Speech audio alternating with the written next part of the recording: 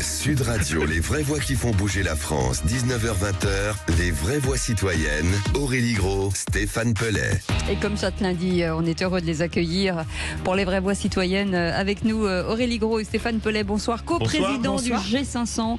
Bonsoir à vous deux. Ça va, Stéphane Pellet ? Oui, on est ravis de vous retrouver. Ça va mieux. Ça va mieux. Je pense. Oui. Ça va mieux. Voilà. Eh bien, en tout cas, on est content que ça aille mieux. Ça va, Aurélie Gros ? Génial. Bon, tant mieux. Vous avez regardé le rugby ? Ouais. Eh oui. Eh oui, oui. On a crié, on n'a plus de voix, on est fatigué. Pour qu'elle revienne. Et ben voilà, vous êtes revenus. C'est plutôt une bonne nouvelle. Marseille, l'événement de l'année dernière, on redémarre cette année. À partir de quand ? Et à partir de maintenant, en fin de compte, puisqu'il y a le beau trophée Sud Radio de l'initiative citoyenne, qui est porté avec notre marraine qui est ici présente. Oui, qui ça ? Je sais pas. Oui, c'est moi. Cécile de M. Voilà, c'est ça. Cécile de M. On l'aime par contre. Oui, absolument. Oui, voilà. Mais je n'ai pas dévoilé votre nom. Le trophée. Et donc on peut commencer à s'inscrire dès maintenant sur sommetcitoyen.fr. Exactement, c'est un beau site dans lequel on va vous représenter les fameuses conférences de ce sommet citoyen de Marseille qui avait réuni beaucoup de monde, y compris au plan international, souvenez-vous. D'ailleurs, on s'est promis, je ne sais pas si vous en pensez, Cécile et Philippe, de temps en temps, on donnera des nouvelles de ceux qu'on avait invités, de Taïwan, d'Iran, d'Ukraine, du Mali et tout ça, parce que je pense qu'ils ont besoin d'être soutenus à tout moment. Et puis on attend bien sûr les retours des résolutions qui sont pour l'instant disséminées dans des différents ministères, si je crois bien. Exactement, on attend les derniers rendez-vous. C'est en train d'être calé avec l'Assemblée nationale, le Sénat. Mais bon, le Sénat en ce moment, ils sont un peu occupés. Oui, ils ont d'autres chats à fouetter, mais c'est important quand même. C'est dans les tablettes. Allez, sommaire de cette émission. 13,3 millions de concitoyens français font face à la précarité mobilité, un phénomène exacerbé par des coûts de carburant croissants, l'ancienneté des voitures, des distances de déplacement toujours plus grandes, un manque d'alternatives à l'automobile. On en parle suffisamment avec Philippe David tous les jeudis soirs. Et pour éclairer ce sujet, nous avons le plaisir d'accueillir Sabri Cheraben qui est avec nous de l'association Mobile Hub. 82% des Français sont disposés à agir pour la protection de l'environnement. Nombreux sont ceux qui souhaitent s'impliquer, que ce soit par des actions concrètes comme la protection des plages, la propreté urbaine, la plantation d'arbres ou via des contributions financières.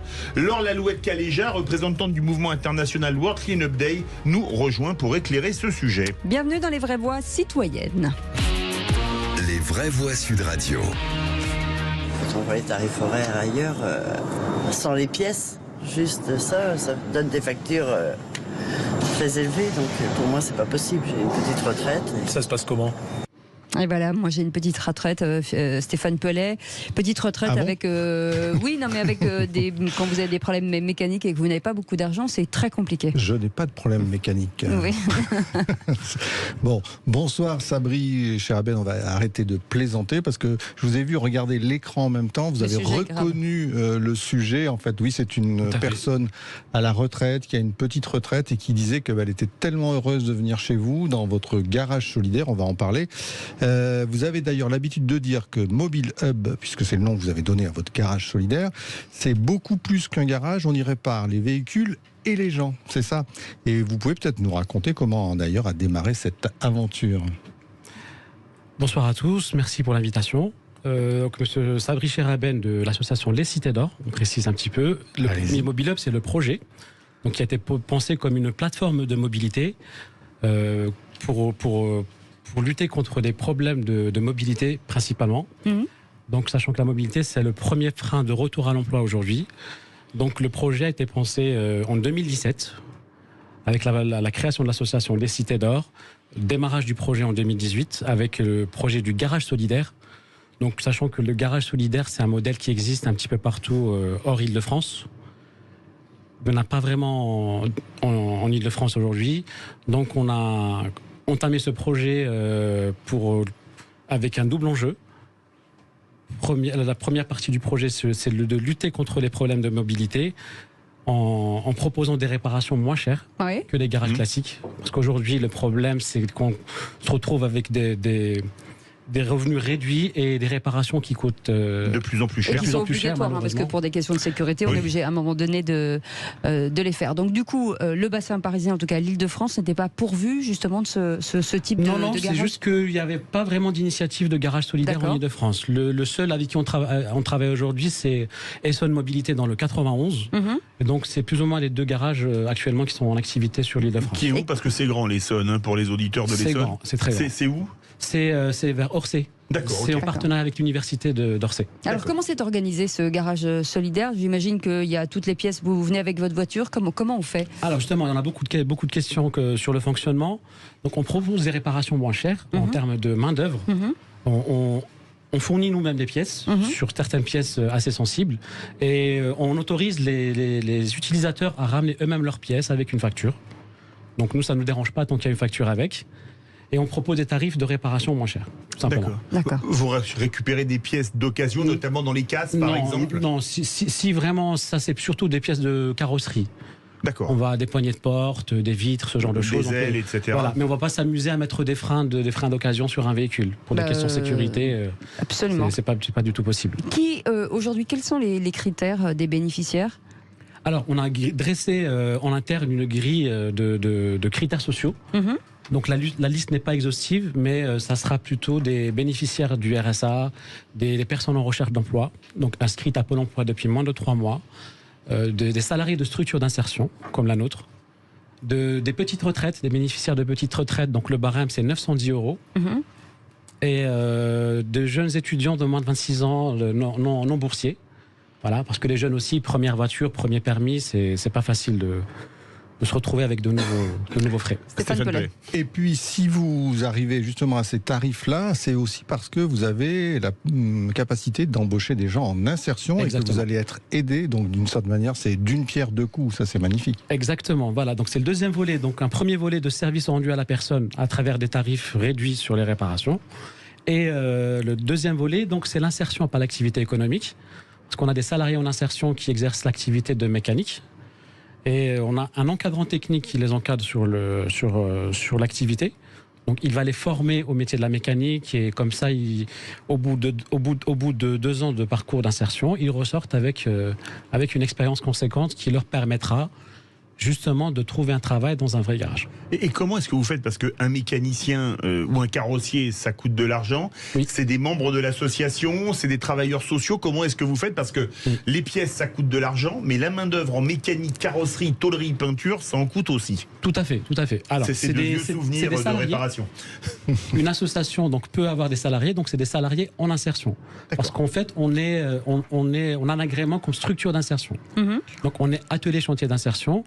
Donc on prend ces salariés via des parcours d'insertion, via leurs critères sociaux, et ils sont suivis par une conseillère d'insertion professionnelle sur des problématiques sociales ou ça peut être le logement, ça peut être des addictions, ça peut être des problèmes de justice, des problèmes administratifs. Donc on va les aider à retrouver un vrai rythme de travail et avoir une véritable expérience.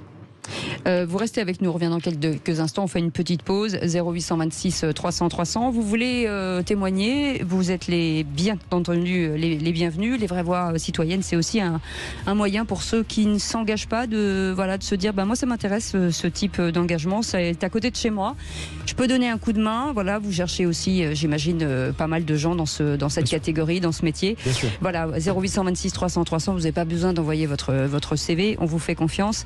Et Aude vous attend derrière ce numéro de téléphone, en tout cas derrière le combiné. Il y a encore des combinés chez nous. Bah oui, on est comme ça. Allez, à tout de suite. Les vraies voix citoyennes avec Aurélie Gros, Stéphane Pellet du G500, avec chaque semaine des associations, des gens qui se mobilisent, qui s'engagent. Et vous avez un problème de voiture, vous avez un petit pécule, en tout cas tous les mois. On a une solution pour vous, ça s'appelle Mobile Hub, HUB, avec notre invité pour en parler, Sabri Cheriben. Juste avant de revenir à Stéphane Pellet, site internet, application, on en est où? Site internet mobilehub.fr, sinon sur Google c'est Garage Solidaire La Courneuve. Voilà. Il y aura les coordonnées. Donc, ce qu'on disait juste avant de partir en pause, si vous voulez faire du bénévolat, si vous êtes un spécialiste, quels sont les métiers dont vous pourriez avoir besoin? Mécanicien, c'est sûr. Alors, les salariés en insertion, on est sur 2 métiers, la mécanique et des postes administratifs. D'accord. Donc, on va prendre un public plus féminin pour avoir un petit équilibre entre... Ou pas. Voilà. En administratif, parce qu'on a beaucoup de mal à trouver public féminin en mécanique. Ouais, on en connaît, on peut vous en envoyer. C'est en train de venir. L'autre jour, j'ai vu une jeune femme en CAP qui a dit que ses profs ses profs lui avaient quasiment interdit de faire CAP mécanique parce que c'était une fille et que c'était salissant. Et elle a dit, je vous en kikine, et elle a fait ça. Elle est super heureuse. Et elles sont formidables. C'est bien. Génial. On a eu des stagiaires. Autant que les garçons. Stéphane Pellet. Alors justement, il y a aussi une autre question qu'il y a derrière tout ça, c'est que notamment dans le département où vous exercez, mais pas seulement, partout, on lutte un peu contre comment vous dites, la mécanique de rue. Qu'est-ce que c'est que la mécanique de rue? Alors c'est une forme de réparation mécanique exercée sur des parkings publics, sur des places publiques, avec des nuisances que ça peut engendrer en termes de nuisances contre le cadre de vie et de pollution surtout. Oui, par exemple, l'huile de vidange, ça va pas faire plaisir à votre voisine. Exactement. On la prend et on la jette dans l'égout, quoi. C'est ça. Ça traîne dans les parkings, des pneus usés qui traînent dans les parkings, ce genre de choses. Et surtout de nuisances pour le cadre de vie, parce qu'on a des places de parking occupées par des épaves, occupées par des véhicules endommagés. Pour les occupants, pour les habitants, c'est vraiment quelque chose. Et peut-être rappeler la dangerosité aussi de faire réparer son véhicule. Absolument. Le deuxième point, c'est ça. Par une solution tam-tam qui ne convient pas. Parce le bricoleur du dimanche qui va réparer la voiture, il saura faire une vidange, mais il ne changera pas les disques et plaquettes comme dans un vrai garage. Mais comment on peut lutter contre ça, Stéphane Pellet? Justement, c'est pour ça que cette solution Mobile Hub est géniale. C'est pour ça que la ville de la Courneuve les aide, que le département de la Seine-Saint-Denis les aide, parce qu'il faut lutter contre cette mécanique sauvage ou de rue, parce que sinon ça laisse des voitures partout sur des chandelles, ça empoisonne un peu la vie de tout le monde. Et là, c'est l'inverse. Une partie, il faut le dire, une partie de vos salariés, ce sont des gens qui à un moment avaient comme habitude de faire ça, et vous avez réussi à les réintégrer à l'intérieur d'un local, et donc voilà, c'est génial. Pour qu'ils se retrouvent dans un véritable garage et qu'ils soient dans un cadre légal. Le département vous aide, mais Pôle emploi vous aide aussi? Alors, chaque partenaire nous aide sur un volet. Le Pôle emploi, c'est pour les profils des salariés, pour trouver des salariés en insertion. Comment se développer en France? Parce qu'on parle de l'Île-de-France, bien entendu, mais c'est un problème qui est national. Comment vous allez faire pour ouvrir des antennes? D'abord, j'imagine que vous avez besoin aussi peut-être de dons de particuliers pour vous aider. Comment on est ouvert aux dons en tant qu'association. On est ouvert. Après, on répond surtout aux appels à projets pour les financements. Donc, public et privé sur. Mais est-ce que des marques vous aident, par exemple? Parce que j'imagine que pour les pièces détachées, par exemple, pour les outils, est-ce que vous avez des partenariats? Est-ce que vous êtes ouvert au partenariat? On a eu des contacts, je ne sais pas si on peut citer, mais oui, bien sûr. Je pense que c'était Carglass. Ça va peut-être les décider. Sur des pièces de carrosserie, qui voulaient faire un don de pièces de carrosserie. Mais sinon, c'est des financements publics et privés. Ça sera EDF, ça sera la Fondation Massive. Et donc créer des hubs un peu partout en France. Voilà, on répond aux appels à projets pour avoir les financements. Vous êtes basé à La Courneuve. La Courneuve, c'est quand même une grande ville, dans un département très peuplé, très concentré. Exactement. À La Courneuve, il y a le métro, il y a le RER, il y a le train et il y a le tramway. Est-ce que vous envisagez d'aller plus tard dans ce qu'on appelle un peu les villes moyennes, où là, il n'y a pas de train, il n'y a plus de cars, et les gens ont vraiment besoin de réparer leur voiture? Est-ce que c'est une chose que vous envisagez pour travailler, par exemple, dans d'autres régions et dans des villes moyennes? Alors la problématique est assez présente en Île-de-France. On a eu des visites de plusieurs mairies qui sont venues voir le fonctionnement du projet, voir la possibilité de le dupliquer. Pour l'instant, il n'y a pas eu de concret sur ces prises de contact, mais chaque territoire aura sa problématique. Comme vous dites, des territoires qui sont moins desservis par les transports. Nous, par exemple, c'est le problème de mécanique de rue, donc ça dépendra des territoires. Mais on reste ouvert à une ouverture d'autres antennes sur d'autres territoires. Comment réagissent les maires, justement? Est-ce que vous êtes en relation avec eux aussi? Qui viennent visiter? Oui. Les maires des communes. Oui. On a eu des équipes municipales qui sont venues voir le projet parce que ils ont ce problème. Ils cherchent toutes des solutions, mais ils ne trouvent pas vraiment de solution. Après, c'est un projet qu'on peut moduler chacun selon ses besoins et ses problématiques. Est-ce qu'on a des chiffres sur le nombre de gens aujourd'hui que vous avez pu aider depuis la création? Ça existe depuis combien de temps? Depuis la création, depuis 4 ans, on tourne autour de 5 000, 6 000 bénéficiaires. Ah oui, c'est énorme. Sur la seule ville de La Courneuve? Alors, en toute l'île de France aussi, oui. Toute l'île de France. Vous serez surpris de voir, les gens viennent même du 91, 78. Et c'est quoi le frein exact? Pourquoi ça ne se duplique pas? Pourquoi les maires qui viennent vous voir, en fin de compte, n'arrivent pas à monter le projet dans leur région? Pourquoi ça stoppe? Peut-être que vous avez besoin d'un coup de pouce, d'un appel aux maires sur cette radio? Je pense qu'il faut plus avoir une équipe qui soit derrière le projet concrètement, qui travaille dessus, ce qui n'est pas trop le cas aujourd'hui sur ces équipes-là. En fait, ils vont juste prendre des informations sans donner suite. Alors, il faut dire que on est ouvert, hein. Garage solidaire, on trouve ça quand même pas partout en France, enfin pas partout, mais plutôt, vous avez raison, hors Île-de-France. J'ai l'exemple en tête, par exemple dans le département du Cher, où il y a un garage solidaire qui existe. Souvent dans ce monde rural que décrivait Philippe, c'est très très utile, parce que là par contre, pour trouver un garage encore en fonctionnement, il faut aller très très loin. Donc une entreprise d'insertion, ça permet à des gens qui ne trouvaient pas de boulot de se remettre au boulot. Peut-être que l'Île-de-France est un cas plus à part, mais il existe aussi les fameuses recycleries, vous les connaissez, donc là c'est l'univers du vélo, donc ça va plaire au World Cleanup Day. Et puis vous avez raison, il y a donc à Orsay et il y a à Étampes aussi, je le signale, vous l'aviez peut-être pas en tête, mais aussi un garage solidaire avec le même principe, et en plus il a un deuxième volet, lui il aide à passer le permis pour les jeunes en insertion. C'est aussi une action qui est menée. Voilà. Donc, j'ai une question sur le contrôle technique. Vous pouvez, parce que souvent la révision de contrôle technique, les grands esprits se rencontrent. C'est fou. Alors, juste pour préciser, est-ce que vous, par exemple, vous aidez à préparer les véhicules afin qu'ils passent sans encombre le contrôle technique? Oui, tout à fait. Tout à fait. On a des bénéficiaires qui doivent passer contrôle technique. Pour éviter d'être recalés, ils viennent nous consulter en amont pour vérifier s'il y a des réparations graves, et sinon... Donc ils viennent nous voir. On a aussi des bénéficiaires qui nous consultent pour l'achat de véhicules. Donc quand ils voient un véhicule qui les intéresse, qu'ils veulent l'acheter, ils nous ramènent pour vérification. D'accord. On parvient à gagner la confiance de nos bénéficiaires aujourd'hui sur... Comment on fait quand une voiture est, entre guillemets, irréparable? Et c'est quoi? Est-ce qu'il y a une suite à donner, ou malheureusement c'est compliqué pour vous? Alors aujourd'hui, on travaille avec un conseiller, je reviendrai peut-être sur le sujet, donc un conseiller mobilité qui va suivre un petit peu les habitants pour voir s'ils peuvent reconvertir leur véhicule en véhicule hybride ou électrique. Oui. Donc il existe pas mal d'aides aujourd'hui qui sont un petit peu obscures dans leur démarche, mais elles existent. Oui. Donc il y a possibilité de convertir son véhicule en électrique, avoir une prime à la casse et... Voilà. Et monter des dossiers dans ce genre. Quand vous dites convertir, ça veut dire revendre sa voiture? C'est ça. Ça veut dire envoyer son véhicule à la casse et avoir une prime pour racheter un véhicule. Ah d'accord, pas convertir. Pas faire du rétrofit, ce qu'on appelle du rétrofit. Il y a ce qu'on appelle le rétrofit, c'est-à-dire que votre voiture devient électrique ou avec un boîtier bioéthanol, et elle devient voilà. Mais là, en l'occurrence, vous la vendez à une casse qui vous donne de l'argent, et effectivement. C'est l'État qui vous donne selon le dossier. On peut avoir de très bonnes aides sur. Et vous les aidez dans ces démarches? C'est pas nous. Non, mais quand quelqu'un arrive avec un véhicule complètement, comme dit Cécile, avec un moteur à changer, vous les conseillez pour aller vers ce type de solution? Parce que c'est vrai que les gens sont totalement perdus aujourd'hui. Je reviendrai très rapidement sur une activité qu'on propose, c'est des animations au pied d'immeuble. Donc on répare les vélos, on conseille sur les réparations automobiles, et on peut faire intervenir un conseiller mobilité. Donc cette personne est habilitée à prodiguer des conseils sur le montage de ce genre de dossier. En bas des immeubles, vous faites des diagnostics, c'est ça que vous voulez dire?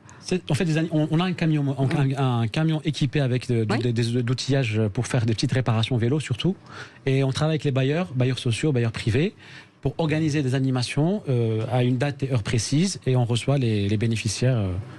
Réparer les vélos, conseil automobile, surtout pour les réparations automobiles, et conseiller mobilité sur... parce qu'en fait, on est sur un dispositif ZFE aujourd'hui sur l'Île-de-France. Les zones à faible émission. Zones à faible émission, des véhicules... les voitures critères 3, 4, 5 ne pourront plus rentrer dans des centres-villes. Exactement. Voilà. Dois-je préciser que les vraies voies citoyennes, c'est une zone à forte émission? Voilà, c'est ça. Oh, c'est bon, pas mal. Il s'est transformé en Philippe David. Oui, c'est ça. Merci beaucoup, Sabri Cheribel de l'association. Ça s'appelle Mobile Hub. Les cités Allez voir sur leur site internet, et dans un instant, si vous avez envie de vous engager pour l'environnement. Nettoyer les plages, par exemple. Allez vous acheter des chaussures et des bottes, parce qu'on va avoir besoin de vous dans quelques instants. À tout de suite. 19h-20h, les vraies voix citoyennes. Aurélie Gros, Stéphane Pellet. Absolument, ils sont là, Aurélie Gros et Stéphane Pellet du G500, le sommet citoyen. Et chaque semaine, nous découvrons de nouvelles activités, de nouveaux engagements. Ils sont extrêmement nombreux et encore, nous, on en reçoit à peu près 2 par semaine. Mais le tissu citoyen est quand même très très large, hein, Stéphane Pellet. Et oui, on était 1600 associations derrière ce fameux collectif dont le nom c'est G500. Et puis peut-être ceux qui sont là ce soir nous rejoindront. On verra. Ça n'arrête pas de grandir. Des initiatives en veux-tu, en voilà. Je crois que Aurélie Gros participe mercredi soir à une grande conférence autour de la question d'une convention citoyenne pour la démocratie. Et que tout le monde a rendez-vous, je crois, place de la République le 16. Le 16 à 16h, place de la République. Pour mon anniversaire, ça va. Mais c'est pour ça.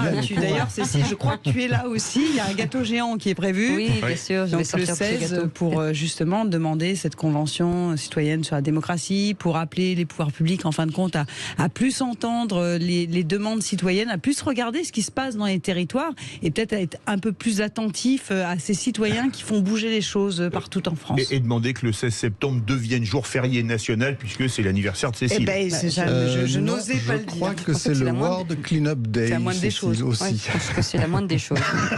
Après. Il se passe plein de trucs le 16. En toute modestie. On pourrait aller nettoyer ensemble. Et notre invité, Philippe, puisqu'on va parler de l'environnement et d'agir. 82% des Français sont disposés à agir pour la protection de l'environnement.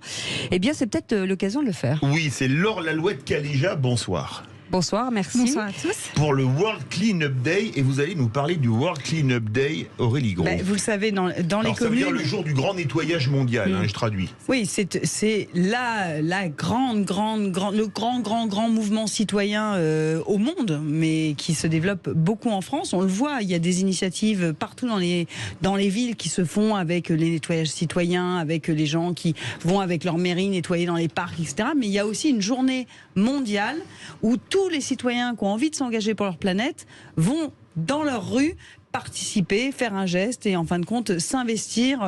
Voilà, parce qu'on le dit, l'environnement est aussi quelque chose qui est individuel, donc il faut que chacun participe.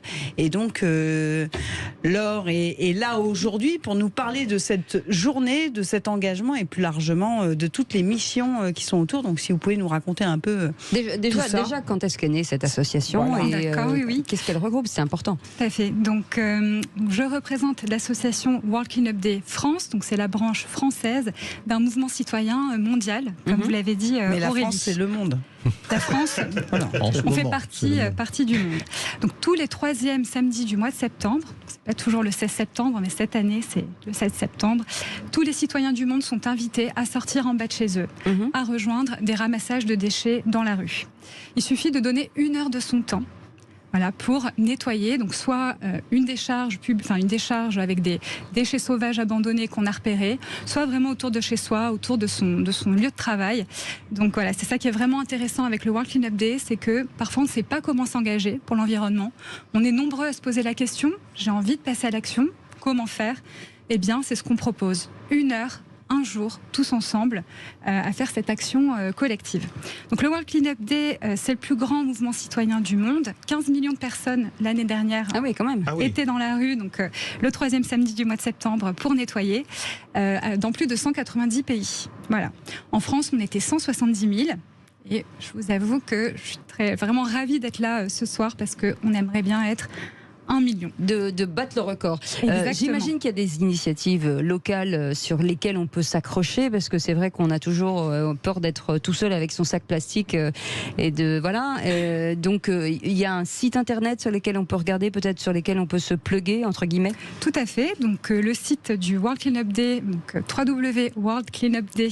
Désolée, c'est un peu... Oui, non, on le mettra sur nos réseaux sociaux, voilà. Ne vous inquiétez pas. On a une carte qui recense tous les ramassages de déchets. Donc l'année dernière, il y avait 4000 clean-up qui étaient organisés.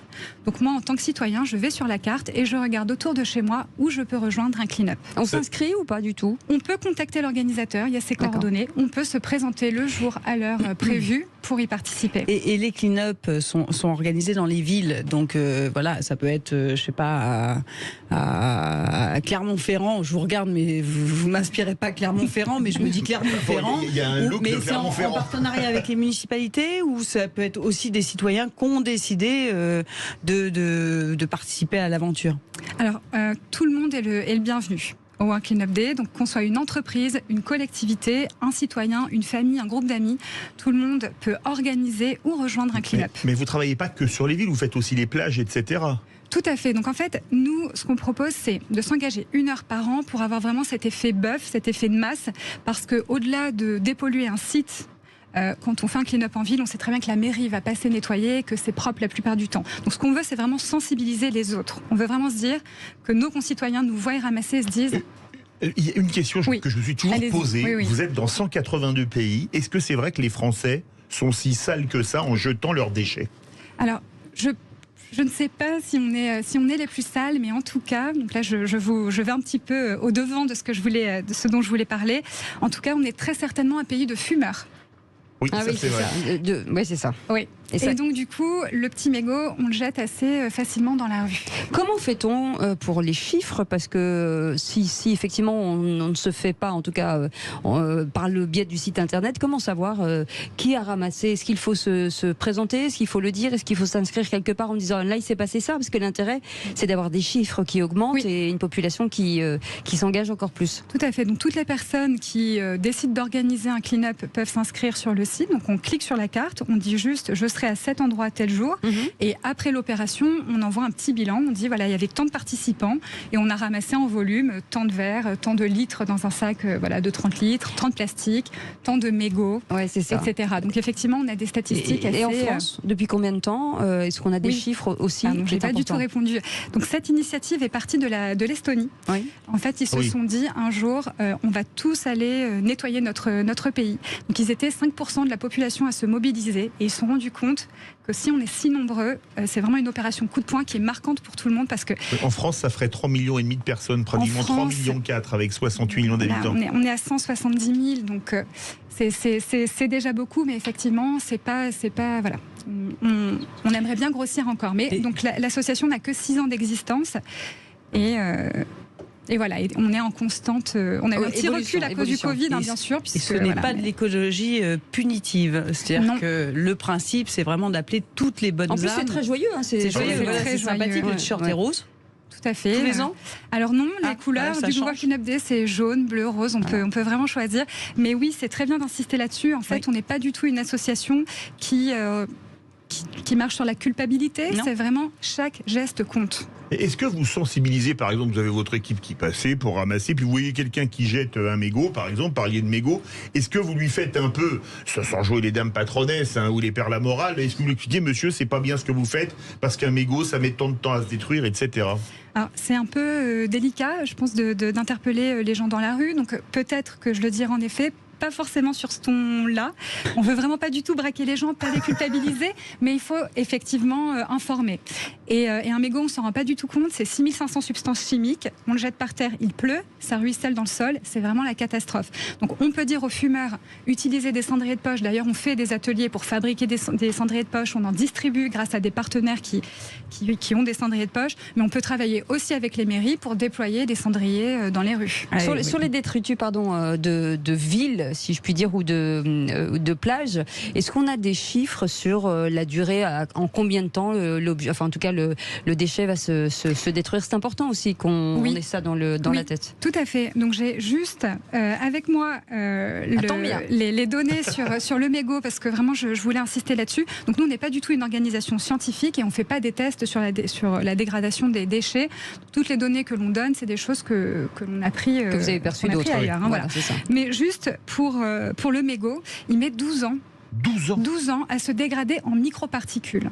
On voit sur les plages, justement. Donc vous me parlez de plage, j'imagine que vous allez l'été au bord de la plage, au bord de la Méditerranée. Il y a un nombre de mégots incroyable. Il y a un nombre de mégots incroyable. Dans 12 ans, ils seront encore là, où ils seront des petites microparticules qui sont mangées. Et on ne le dit pas assez. Moi, vous le savez, par ailleurs, je suis maire d'une commune et j'ai installé des cendriers sondage, où la question, c'est en combien de temps un mégot se désagrège, en fin de compte, et il y a 1 an ou 12 ans. Et il y a encore beaucoup de gens qui mettent dans 1 an. Mais c'est 12 ans. Et je pense qu'il faut le rappeler même... Oui. C'est un message qu'on martèle, mais en fait, très peu de gens se rendent compte qu'une chose si petite peut avoir un impact si grand. C'est ce que je dis de moi, c'est fou. Hein.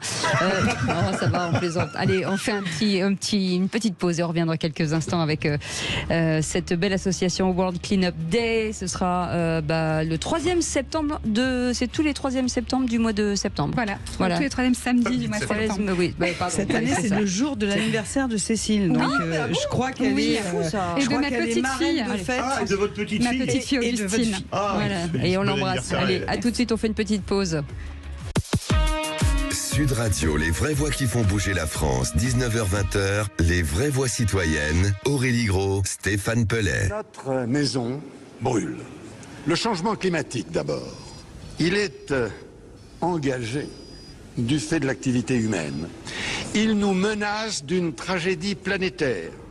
Il n'est plus temps de jouer chacun pour soi. Notre maison brûle, c'était Jacques Chirac à Johannesburg. C'est ça. Et Laure Lalouette est avec nous, Laure Lalouette Caléja, est avec nous du collectif citoyen World Cleanup Day. Un moment important puisque forcément, on parle beaucoup de climat, d'environnement, d'engagement. Est-ce qu'il y a aussi un engagement ou peut-être une pédagogie à faire à la jeune génération? Parce que si vous allez à la plage, si vous allez, en tout cas, si vous allez ramasser et que vous avez des enfants, ou si vous n'en avez pas, empruntez ceux des autres, mais cette jeune génération doit aussi être embarquée dans cet engagement. Oui, tout à fait. En fait, les enfants sont notre avenir. Hein. Je pense que tout le monde le sait. Ce qui est vraiment merveilleux, c'est que ce sont des sujets qui font vraiment partie de leur quotidien. On leur martèle toujours. Nous-mêmes, donc au World Cleanup Day, on développe des supports pédagogiques pour les enseignants, dans le cadre de l'école, leur apporter des enseignements pour qu'ils prennent soin de notre planète. Ce qui est merveilleux, j'ai moi-même donc une petite fille, c'est que pour eux, c'est tout à fait naturel de trier, de ne pas jeter un déchet par terre. Voilà, c'est ça qui est beau. Écoles d'intervenir. Oui, donc en fait, il y a possibilité de contacter World Cleanup Day et juste avant, de venir faire une petite conférence à l'école. Une conférence justement pour les inviter à participer à cette grande journée, pour qu'ils invitent leurs parents à y aller, parce qu'on sait que les parents y vont parce que les enfants veulent y aller. Oui. Absolument. Oui. Allez-y, parce que... Allez-y pour répondre. Donc en fait, c'est vraiment le mouvement de chaque citoyen. On peut se l'approprier comme on veut. Si on veut s'engager un peu plus, on peut devenir ambassadeur. Donc moi, par exemple, je suis ambassadrice pour la ville de Nanterre. Donc je suis un référent local. Je fais le lien avec les écoles, la mairie. Et effectivement, s'il y a des parents qui sont volontaires, on peut les former pour aller faire des interventions. On peut nous-mêmes agir. Donc en fait, c'est ça, encore une fois, je le martèle, qui est magnifique avec le World Cleanup Day. 1 heure, un jour par an, ou plus en fait, on peut donner plus de son temps. Les clean-up, ça peut être toute l'année. Ce qui est vraiment important, c'est que quand on se rejoint ce fameux samedi, c'est qu'on est nombreux. Et on a une des clean-upeuses, comme on dit, au téléphone. Bonsoir Evelyne Couton. Oui, bonsoir. Ah non, Eric, son mari. D'accord, c'est son mari, pardon. Alors écoutez, bonsoir Eric. D'un côté, c'est une aventure de couple, Evelyne. Oui, c'est une aventure de couple. On doit voir Evelyne, mais on a Eric. Bonsoir Eric, on vous appelle de Seine-et-Marne, c'est ça? C'est ça, exactement, de la zone Disney. Ah, très bien. Alors comment ça se passe un clean-up day quand on est comme vous, un clean-upper alors, et pas une clean-upeuse? Écoutez, l'aventure a commencé il y a maintenant, ça va être la 6e année. Donc avec mon épouse, nous sommes en retraite et on est rentrés comme ça par hasard, on va dire dans la danse, et puis depuis nous sommes très accrochés. Alors, Eric, c'est l'occasion aussi de faire des rencontres, j'imagine. Alors ça permet de faire des rencontres. D'ailleurs, souvent c'est très drôle parce que lorsqu'on se promène le restant de l'année dans la rue, il y a des gens qui nous disent bonjour et on dit mais pourquoi ils nous disent bonjour? C'est ce qu'on appelle le mythique de l'environnement. Voilà. En fin de compte, on s'aperçoit qu'en fin de compte, c'est parce que nous avons rencontré cette fameuse 3e semaine de septembre où on a beaucoup de gens, puisque nous maintenant, c'est vrai qu'on est une grosse machine. On est parti, on a commencé, on était 40 ramassés. Et aujourd'hui, sur ma ville, à Magny-le-Hongre, nous sommes, en 2022, nous étions 320. Et il y a combien d'habitants à Magny-le-Hongre? Comment? Il y a combien d'habitants à Magny-le-Hongre? On n'est pas tout à fait 10 000. C'est bien. Quand même. Et on peut dire que vous avez ramassé combien de déchets? Est-ce que vous avez une notion de ce que vous avez ramassé? Alors, disons on va dire qu'on raisonne autrement, puisque nous, maintenant, on fonctionne sur le World Clean Up Day avec l'ensemble de Val d'Europe Agglomération qui représente 10 villes. D'accord. Et donc ça représente sur une population à peu près de 56 000 habitants, hein, toutes les villes qui sont autour du parc Disney. Et donc l'année dernière, nous avions, puisque nous ramassions tous en même temps à la même heure et nous terminons à la même heure, nous étions déjà près de 860 ramasseurs et on a ramassé près de 9,5 tonnes de déchets. Pendant 2 heures. 9,5 tonnes.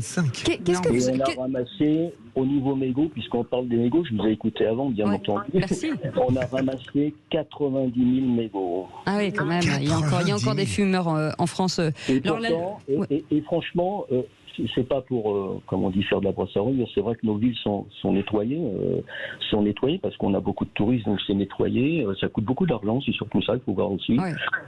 L'argent qu'on pourrait mettre ailleurs, d'ailleurs. Et tout ça faisant, c'est aussi une prise de conscience. Comme j'écoutais, c'est vrai, il y a beaucoup de jeunes générations. Dans ma ville, il y a beaucoup de, on va dire, elle est très jeune, en population. Et on s'aperçoit quand même... bon, c'est toujours pareil, hein, les gens qui jettent par la fenêtre de voiture, tout ça, bon, c'est vrai que c'est récurrent, bon, malheureusement, mais c'est pas le plus grand nombre. On a je rappelle que c'est ni bien pour l'environnement, ni bien pour les feux de forêt. Hein, voilà, c'est clair. Voilà, exactement, et puis... mais au bout de la 6e année, nous, à force d'avoir ces opérations World Clean Up Day, la ville est beaucoup plus propre, on trouve beaucoup moins de déchets. Qu'est-ce qu'on fait des déchets, Laure parce que là, 9 tonnes, à un moment donné, il faut les gérer, ces déchets. C'est une opération, voilà, opération... donc c'est toute une logistique. D'abord, chaque ville est dotée de containers, aussi bien de tri sélectif que des containers d'ordures ménagères normales qui doivent aller à la déchetterie, enfin être brûlés. Donc on a aussi les gros déchets, hein. On peut trouver un peu de tout, hein, des trucs complètement insolites, je sais pas, des béquilles, enfin peu importe. Ah, vous les avez retrouvés? On retrouve ça dans les zones boisées. On peut retrouver, une fois on a retrouvé une barrière de parking, je sais pas ce qu'elle faisait là, mais voilà. Bon, on trouve des choses comme ça un peu insolites. Donc tout ça part par contre sur les centres de tri, les centres qui sont habilités à les récupérer, et tout ce qui est donc revalorisé. Voilà, merci, revalorisé. Ça, bien sûr, ça part dans les containers à part, parce que nous, chez nous, ils sont jaunes, donc ça part sur les déchetteries comme ça. Mais avant toute chose, tout ce qu'on ramasse, les cleaners ils ont un sac, ils ont 2 sacs, ils ont un sac d'une couleur rouge et avec des inscriptions rouges dessus, l'autre jaune, c'est donné par le World. Il faut le tri sélectif. Oui, tout à fait. Pour le verre, eh bien, on trouve du verre aussi pas mal, il ne faut pas croire. Oui. Et donc le verre, ça, sur leur parcours, eh bien, ils le mettent dans les conteneurs à verre de façon à éviter, parce que c'est lourd à porter. Hein, merci beaucoup, Éric Couton. Merci beaucoup, Laure Lalouette. Et moi, juste pour conclure, je pense que vous avez besoin d'aide, vous avez besoin de gens qui vous rejoignent, vous avez besoin aussi de financement. Le site internet, allez-y, lancez votre annonce, parce que je rajouterai, vous avez dit, c'est bien pour l'environnement, mais c'est aussi bien pour nos impôts que les villes restent propres et que les citoyens aussi s'investissent. Parce qu'après, il y a des agents techniques qui ramassent. Les villes font tout ce qu'elles peuvent. Pour vous contacter. Un site internet, www.worldcleanupday.fr. On est sur les réseaux sociaux avec la même adresse. On peut adhérer pour 5 € par an pour nous soutenir, et bien sûr, on peut déduire une partie des impôts. Merci beaucoup, Laure Lalouette-Caléja. Un petit mot sur le Maroc, peut-être rapidement. Oui, tout petit mot. Vous savez, la grande catastrophe qu'il y a eu au Maroc, ça nous a tous ébranlés, touchés. Certains d'entre nous ont de la famille là-bas, des amis. Il y a certains vacanciers qui étaient là-bas. On voit tous les débats qui peuvent se passer, mais il y a aussi beaucoup d'associations aujourd'hui qui se mobilisent, qui essayent de récolter des dons pour aller aider. Alors, moi, ce que je voulais dire, dans ma ville, par exemple, j'ai invité avec le tissu associatif, tout le monde a participé et le diriger vers une association pour ne pas que ce soit l'anarchie, parce qu'il ne faut pas que ce soit l'anarchie. Il faut aujourd'hui se diriger vers les associations, se coordonner, en sachant que certaines ONG agissent et qu'ils en auront bien besoin. à un moment donné, Stéphane. Et si vous ne savez pas où donner, peut-être en tous les cas vous pouvez aller sur sommetcitoyen.fr, sur Sud Radio aussi, je suis sûr, on pourra vous donner des coordonnées de grandes ONG qui elles sont autorisées à travailler là-bas. Merci beaucoup Stéphane Pollet, merci beaucoup Aurélie Gros, merci à nos deux belles initiatives. Je rappelle Mobile Hub si vous voulez faire réparer votre voiture ou même être bénévole. Et puis la seconde, ça se passera le 16 septembre un petit peu partout en France.